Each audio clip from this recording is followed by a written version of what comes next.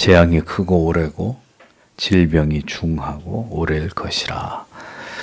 이런 제목으로 신명기 강의를 이어가겠습니다. 하나님께서 왜 가나안 입성을 앞둔 이스라엘 백성들에게 그들이 하나님께 불순종하게 될 때 받게 될 벌과 하나님의 심판과 저주에 대해서 이렇게 길게 말씀하고 계시는 것일까요? 그것은 하나님을 두려워하고 그 말씀을 깊이 마음에 새겨 경계하도록 하기 위함입니다. 이스라엘은 하나님을 알지 못하던 백성들이었죠.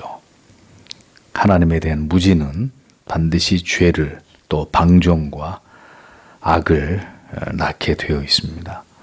그래서 하나님을 아는 것이 지혜이고 지식의 근본인 이유는 하나님을 알지 못하면 인생은 필연 하나님께로부터 멀어지게 되어 있고 급기야 죄를 범하며 하나님과 단절될 수 있기 때문입니다.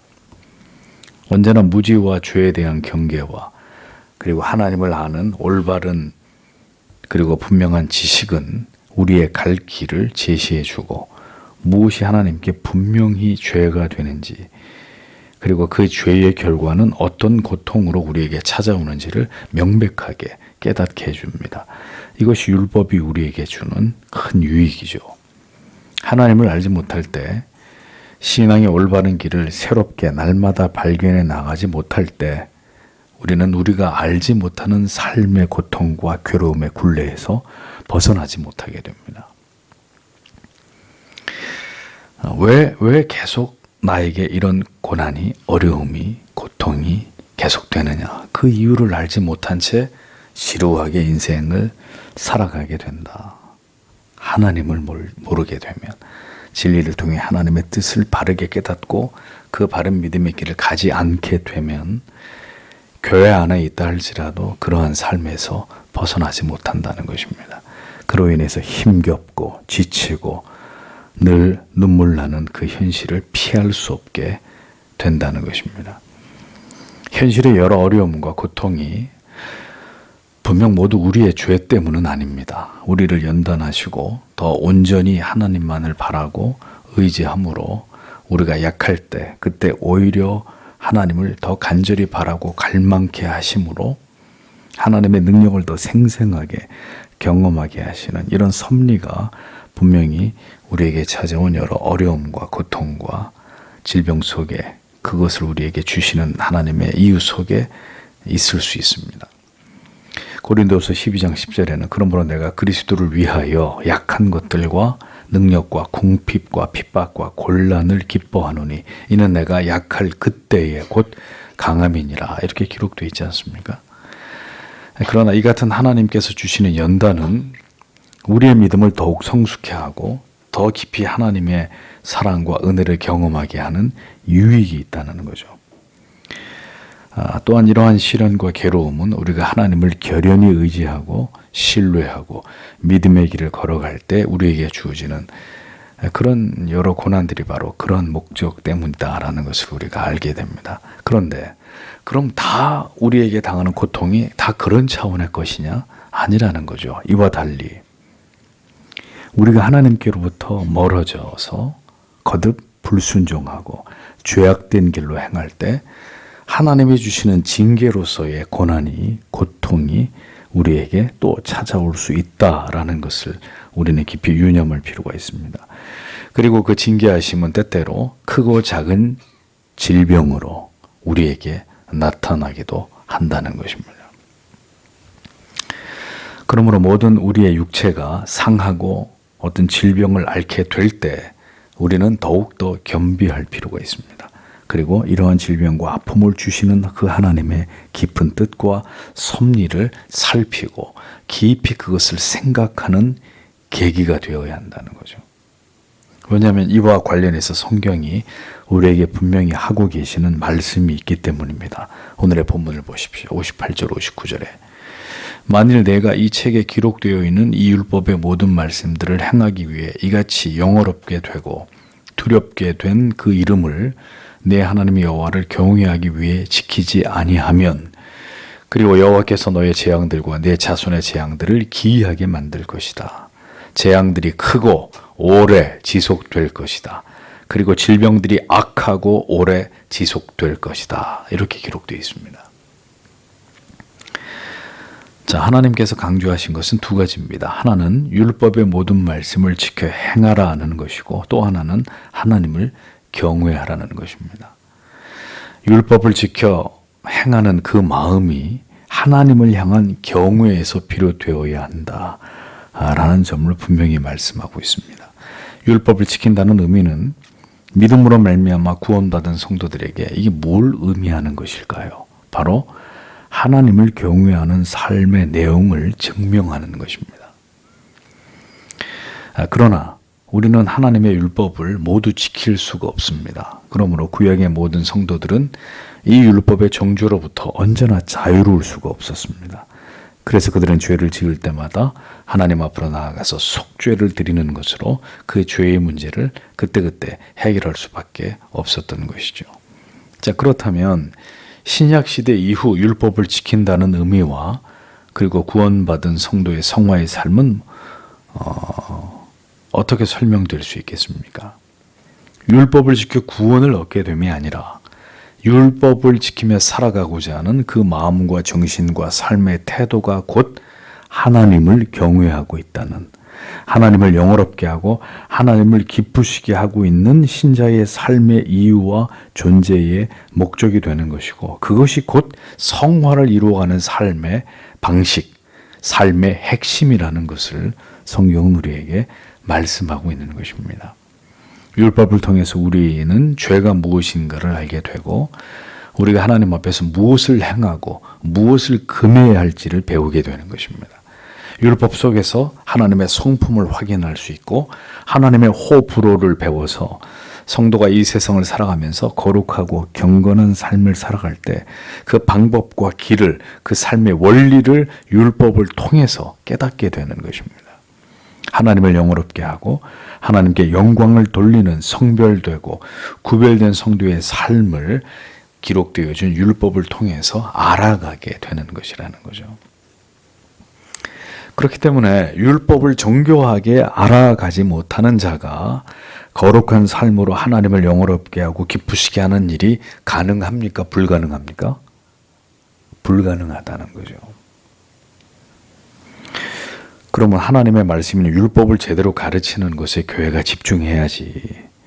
열심히 헌금하고 목회자한테 잘하게 하고, 그렇게 해서 그것이 어떤 상이 되고 복을 받을 근거가 돼서 그런 것들을 열심히 강조하게 되면 그럼 그 성도들의 신앙은 어떻게 되는 거겠습니까?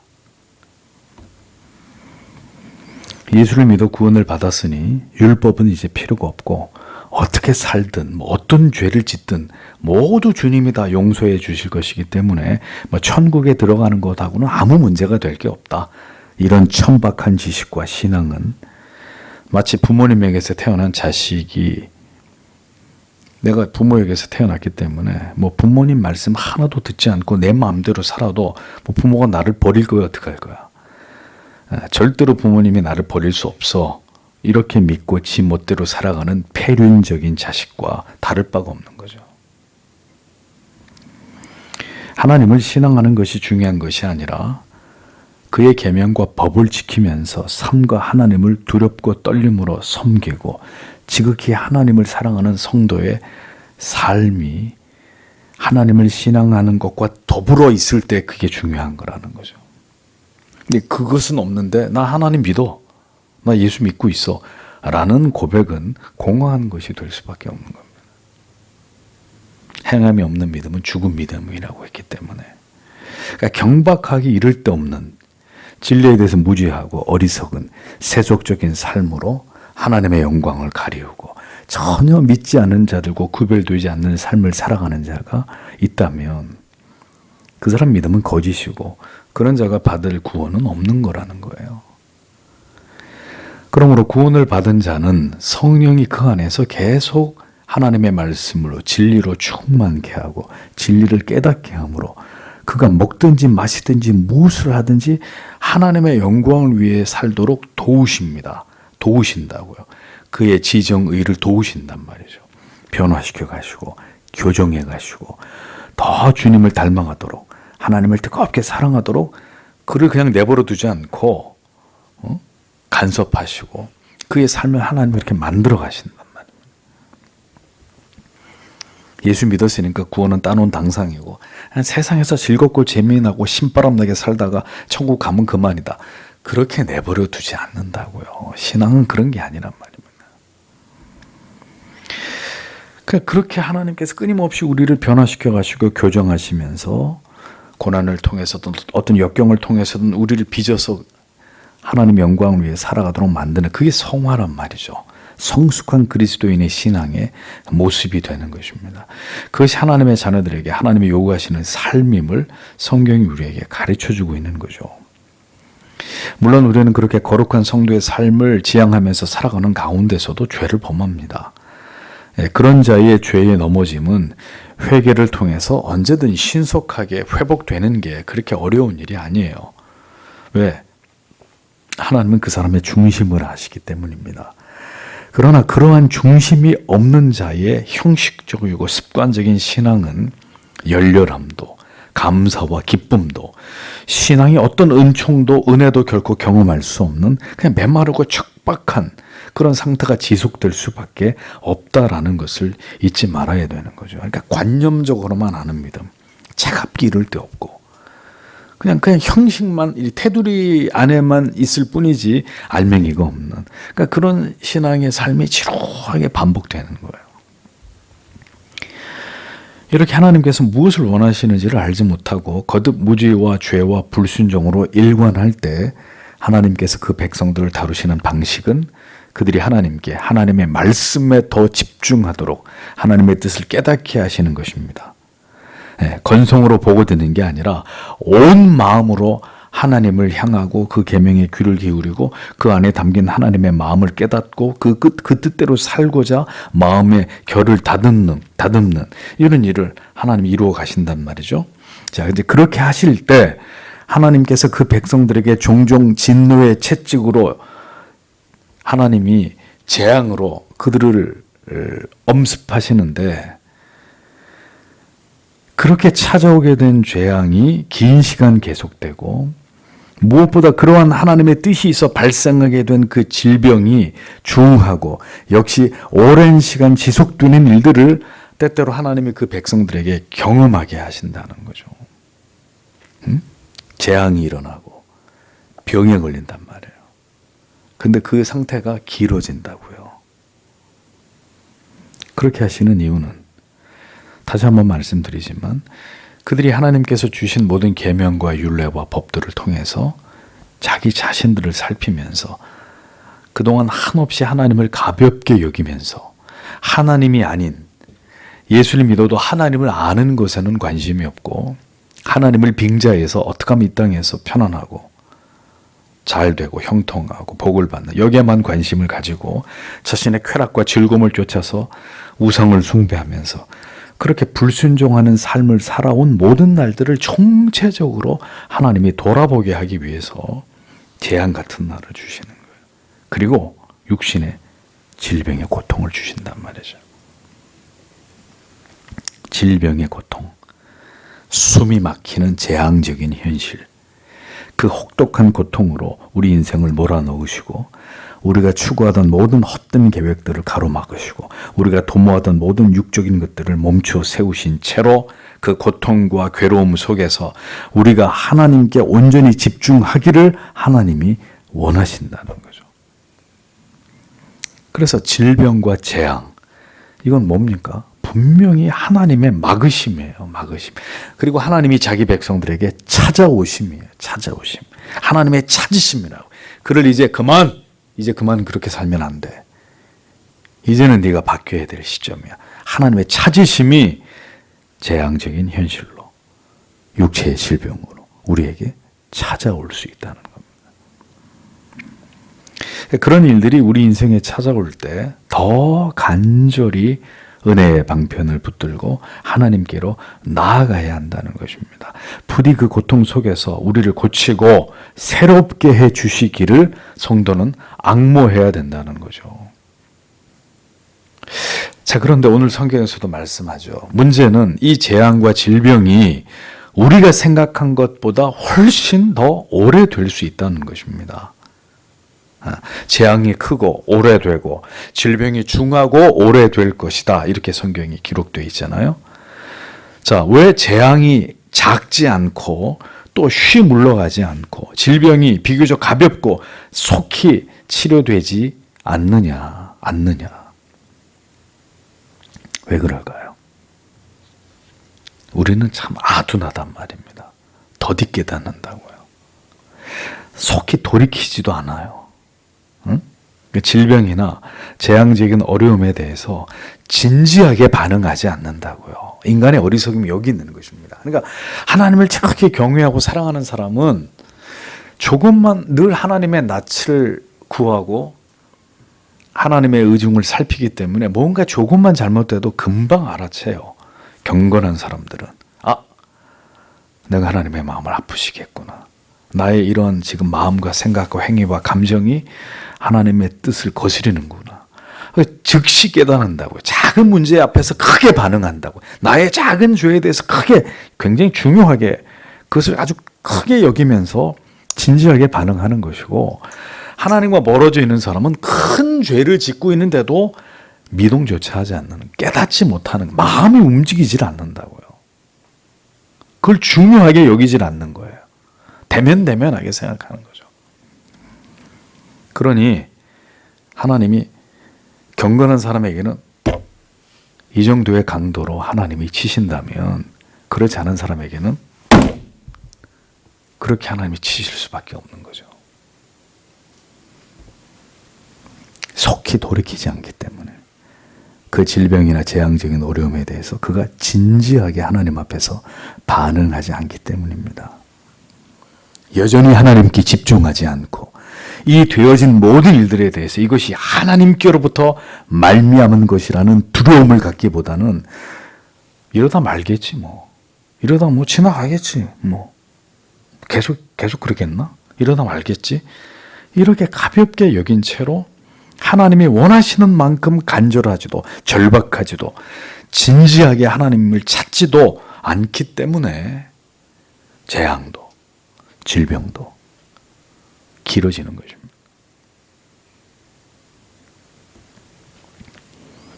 충분히 하나님께서 그 고통을 통해서 우리를 더 깊이 만지고 결코 다시 이전으로 쉽게 돌아가지 못하도록 괴로움과 고통 속에서 철저하게 하나님이 우리를 연단하면서 이제는 정말 하나님을 사랑할 것과 하나님을 경외할 뜻을 깊이 그의 영혼과 가슴에 각인하도록 하기 위해서 재앙과 질병이 가볍게 지나가지 않고 오래도록 그 안에 머물러 있는 거예요. 그러니까 그 시간이 길어지면 길어질수록 그 사람은 계속해서 그 영혼의 불순물들이 걸러지면서 점점 더 순결해지고 거룩해지는 거죠. 우리는 어떻습니까? 우리는 병에 걸리면 속히 낫기를 바라죠. 빨리 하나님 빨리 퇴원하고 빨리 좀 해결되고, 우리는 빨리 거기서 벗어나고 싶어요. 벗어나고 싶어서 발버둥을 쳐요. 속히 어두운 현실에서 벗어나고 싶어 합니다. 이 질병에서 낫기를 바랍니다. 그런데 하나님께서는 우리가 더 깊어지고 더 단단해지고 더 철저하게 무장되고 이제는 쉽게 하나님을 떠나지 못할 만큼 우리 영혼이 강건해지고 올바르게 세워지기를 기대하십니다. 그러니까 이게 잘 안 맞는 거죠. 고난 속에, 질병과 재앙 속에, 그 속에서 하나님을 하나님의 이 모든 것을 향한 그분의 뜻을 생각하고 묵상하면서 주여 나를 바꾸어 주십시오. 이 시간을 통해서 하나님 내가 새로워지기를 원합니다. 그러니까 그쪽으로 쭉 깊이 들어가야 되는데 이제 신앙이 잘못되거나 무지한 사람들은 속히 좀 빨리 좀 이게 해결되게 날 위해서 기도해 달라고 오로지 그 문제가 빨리 해결되는 것 외에는 조금도 다른 데는 관심이 없게 돼요. 자, 그렇게 해서 그 문제가 해결됐다고 치죠. 그럼 끝날까요? 그 다음에 고난이, 그 다음에 질병이 또 찾아오고 또 찾아오고.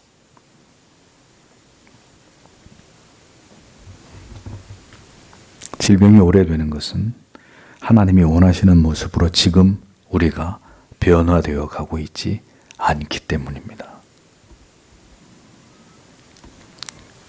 그러므로 재앙이 길어지고 질병이 쉬 낫지 않을 때 우리는 더욱 나를 향하신 하나님의 뜻을 깨닫는데 초점을 맞출 필요가 있습니다. 코로나가 처음 발발했을 때 모두가 얘기했습니다. 2, 3개월이면 어떻게 되겠지. 비대면 어쩌고 당분간 그렇게 좀 몇 주 그렇게 하고 나면 좋아지겠지. 좋아졌습니까? 1년이 지났어요. 어떻게 됐습니까?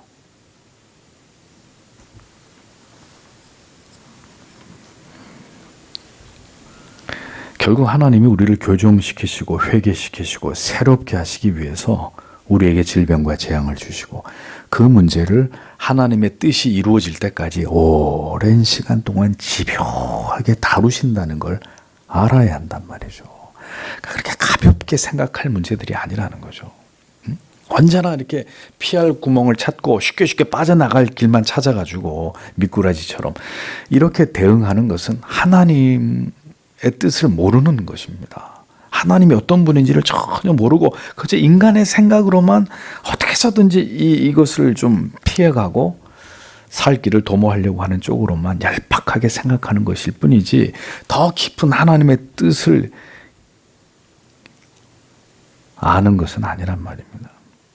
그러므로 재앙을 만나고 오랜 시간 동안 병을 앓는 자들이 하나님을 더 깊이 알고 구체적으로 하나님이 어떤 변화를 원하시는지를 진리 안에서 깨닫지 못하게 되면 그 고통의 시간은 더 오래 갈 수도 있다라는 것을 여러분들에게 분명히 말씀드립니다.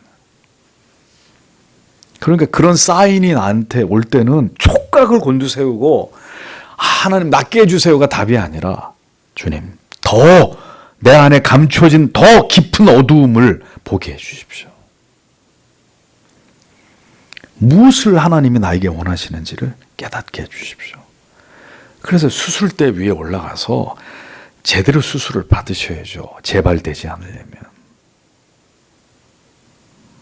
치료가 문제가 아니라 하나님의 뜻을 깨닫는 것이 반드시 선행되어야 한다는 겁니다. 한국 교회가 코로나로부터 살 길을 찾는 게 우선이 아니라 하나님이 무엇을 우리에게 말씀하시고 우리의 어떤 죄를 회개하라고 하시는지에 마음을 두고 뜻을 거기에 고정해야 된다는 거죠. 더 늦기 전에. 이러한 진지한 교정의 과정 없이 질병이 낫기를 바라고 재앙이 그저 물러나기를 바란다. 혹은 용하다는 목사한테 가서 머리에 손 올리고 나을지어다 이래가지고 병 낫기를 바라는 이런 신앙을 우리는 뭐라고 얘기한다고요? 미신적인 믿음이라고 얘기한다. 그게 신앙이 아니라 미신이다. 미신.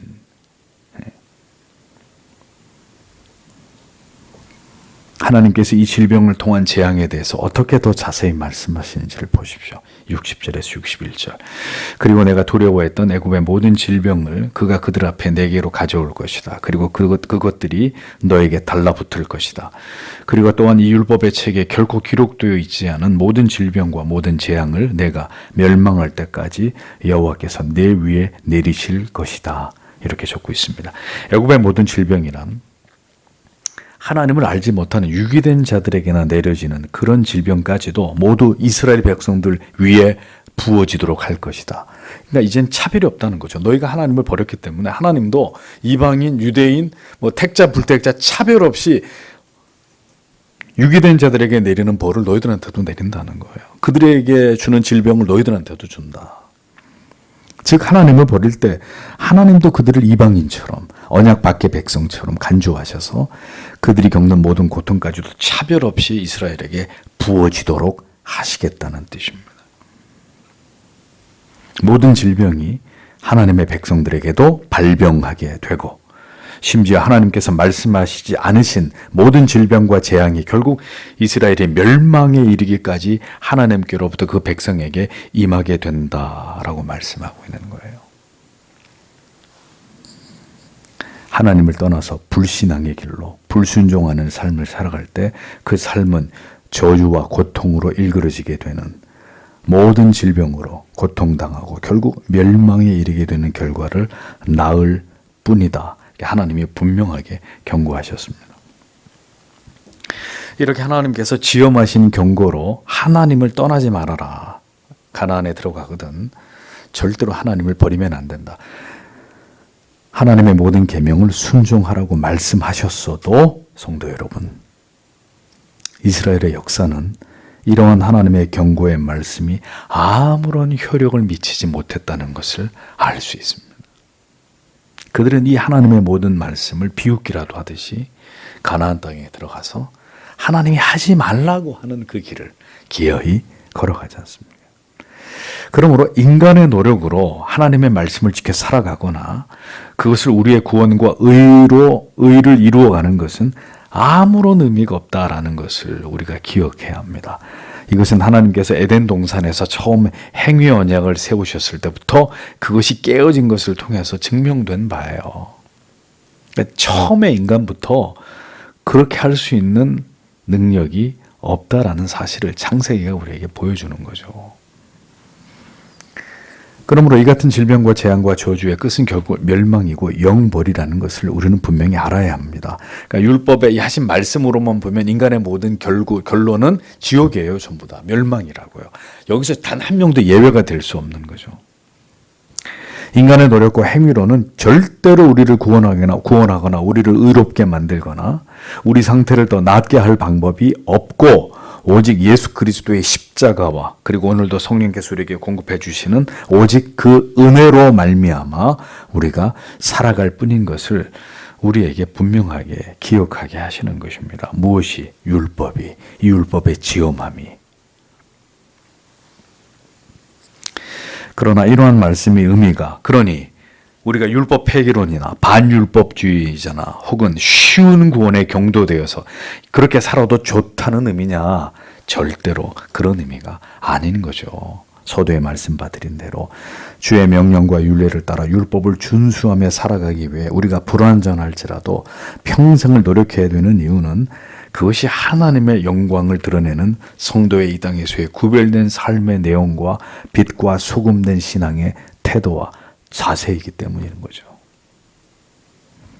그래서 우리는 넘어지고 쓰러지더라도 다시 우리를 이렇게 세우시는 하나님의 은혜 속에서 우리는 부단히 하나님의 백성으로서의 율법을 지켜 살아가는 구별된 삶으로 성도의 본분을 다하는 그 삶을 지향하며 살아가야 되는 것입니다. 그것이 우리의 모든 삶의 질병과 재앙으로 인한 고통으로부터 우리를 지키는 길이고 하나님의 은혜 아래서 평안한 삶을 살아가게 만드는 첩경이 되기 때문입니다. 그래서 잠언 3장 6절에서 8절은 이렇게 기록하고 있잖아요. 너는 범사의 그를 인정하라. 그리하면 네 길을 지도하시리라. 스스로 지혜롭게 여기지 말지어다. 여호와를 경외하며 악을 떠날지어다. 이것이 네 몸의 양약이 되어 네 골수로 윤택하게 하리라. 우리가 이 땅을 살아가는 동안에 재앙 같은 날을 맞이하지 않고 우리의 육신이 건강하게 살아가는 길은 언제나 하나님을 가까이 하고 그 법을 지켜 행하고 악을 떠나고 우리의 지은 죄를 깨달아 언제나 십자가 앞으로 나아가 주의 긍휼과 자비를 구하며 하나님을 경외하는 삶을 살아가는 것이다. 잊어버리지 마십시오. 우리의 몸에 양약이 되고 우리의 골수를 윤택하게 한다. 무슨 뜻입니까? 하나님이 우리의 영혼과 육신의 건강을 그분이 지켜주신다는 뜻이잖아요. 또 한 가지, 우리가 이 땅에서 그렇게 건강하게 장수하는 복은 어디서 와요? 부모를 공경하라. 성경이 분명히 말씀해 있잖아요. 그러면 그리하면 너희가 이 땅에서 잘 되고 내 하는 일이 형통할 것이라고 말씀하셨잖아요. 마지막 때 우리는 더욱 죄악이 극악해짐을 봅니다. 그리고 또 한 가지, 인류의 생명을 앗아가는 더 치명적인 질병들과 바이러스들이 생겨나고 있다는 사실 또한 깨닫게 됩니다. 질병과 재앙, 이거 뭐죠? 성경이 하나님을 버린 자들에게, 불순종하며 하나님을 경외하지 않는 자들에게 임하는 징계와 심판이라고 분명히 얘기하는 거예요.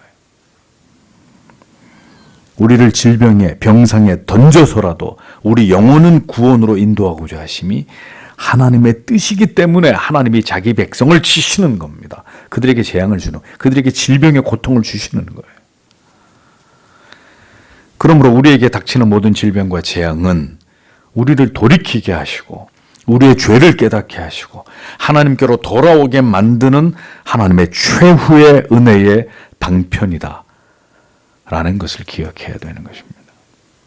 질병과 재앙으로도 회개하지 않고 하나님께로 돌아오지 않는다면 마지막 방법은 뭘까요? 개인적인 심판, 즉 죽음으로 그의 생명을 이 땅에서 거두시는 거예요. 너는 여기까지, 그만.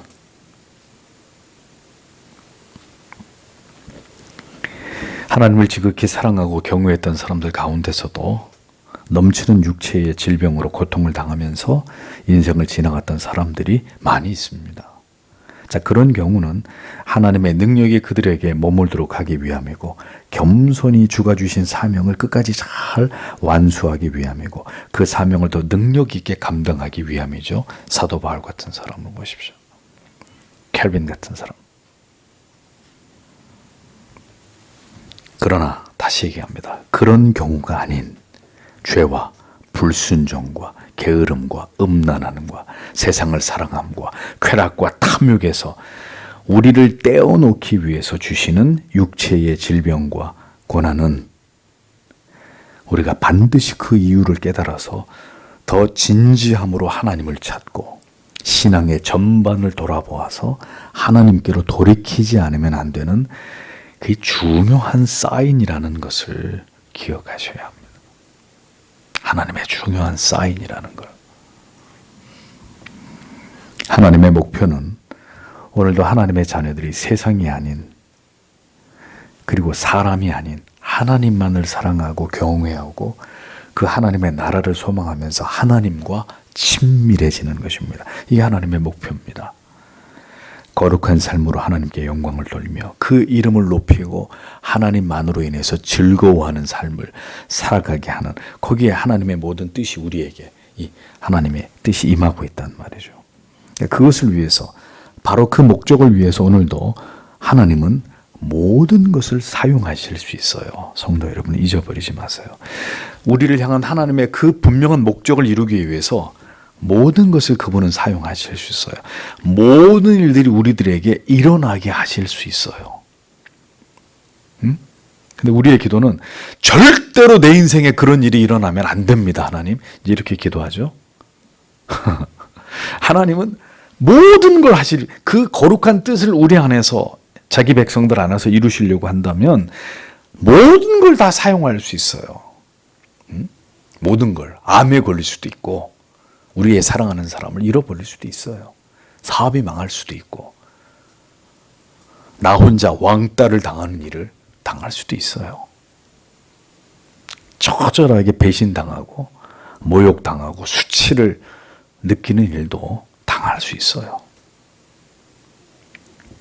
죽을 만큼 힘든 괴로움과 고통, 정신적인, 육체적인, 얼마든지 그 모든 것들을 통과해야 되는 게 하나님의 뜻이면 그런 일들이 우리 인생 가운데 채워진다고요. 그러나 그것은 우리를 망하게 하시면 안 됩니다.